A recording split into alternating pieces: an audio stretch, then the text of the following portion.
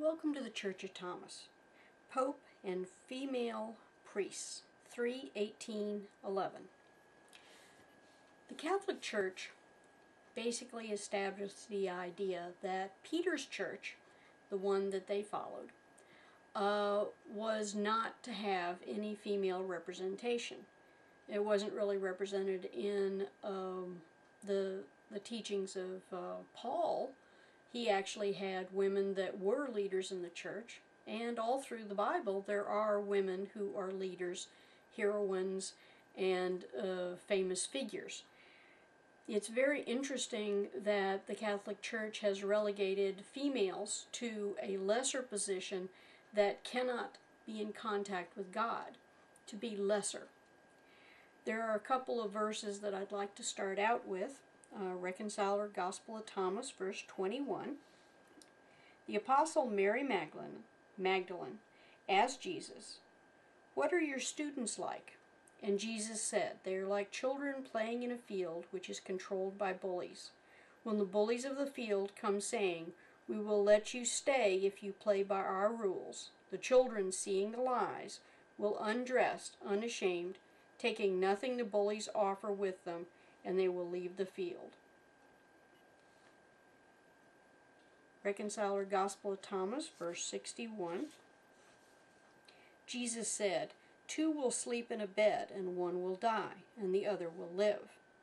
The student Salome asked, "Who are you to sit on my sofa and eat my food?" Jesus said, "I am part of the one. I was given some of the things of the one who is my Creator." Salome said, "Then I am your student. Please teach me." Jesus said to her, If someone is undivided in the light, they will be filled with the light. If they are divided in two, they are alone. They will be filled with darkness. Ridding the world of evil once and for all people must live in the light. Even little lies count and feed the liar. It's interesting because Jesus talked directly to both of these women as students, and even though they were not listed in the list of disciples, I think that they hold a lot of weight as being direct students, and disciple actually means student. Apostle is a different idea, but disciple boils down to I learned from a teacher. So we have Mary Magdalene, we have Salome. Then of course there's Mary and Martha. And Mary obviously was sitting at Jesus' feet and was soaking in everything he said as a disciple. Mary Magdalene was one of the supporters of the church with her legacy. She and a lot of the other women financed, along with Salome, financed Jesus' missionary work. Some of the heroines in the Bible, Judith, she saved the Jews from Nebuchadnezzar. She became his wife so that she would have an in, a special word in his ear to save the Jews. And it worked. But she was facing being killed if she failed. She was a heroine. Rahab, a woman in Jericho that hid Joshua's spies. Now imagine this. Joshua was sealed out. He had been sieging this city called Jericho for a long time. His men were getting hungry. They were getting really tired of just sitting there. And he needed a way of finding out where the weak spots were. But when he went in and his spies went in to find out these bits of information that would help them bring down Jericho and put it under Jewish rule, he was almost caught. He was almost killed. And this woman, who was considered lowly, she was a prostitute. She was someone who did not have any standing or status in this community, hid them. If she had not hid them, he would have lost valuable information. But she did this at the risk of her life. The heroes and heroines of the Bible do not just fall into the categories of male.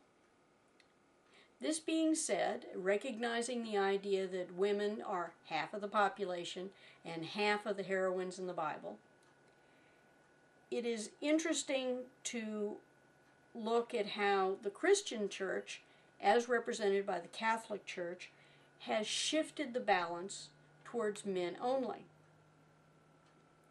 But did you know that there was a pope who was a woman? They don't like this idea. She had been a good clergy person, had worked her way up through the ranks, and when the time came for a new pope to be selected, she won. She became pope. It was only many years later that she was discovered to be female, and after that, they, according to what I've been reading, made a walkway that was, how shall we say, made of glass, and the person who was attempting to become pope would have to walk 3 times around this parapet with all of the cardinals down below looking at this naked figure to analyze whether they had the right equipment to be pope.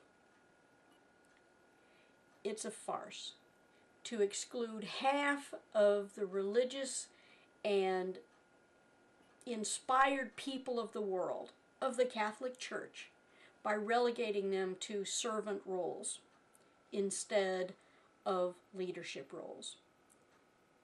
Jesus was a leader, but he was also a servant.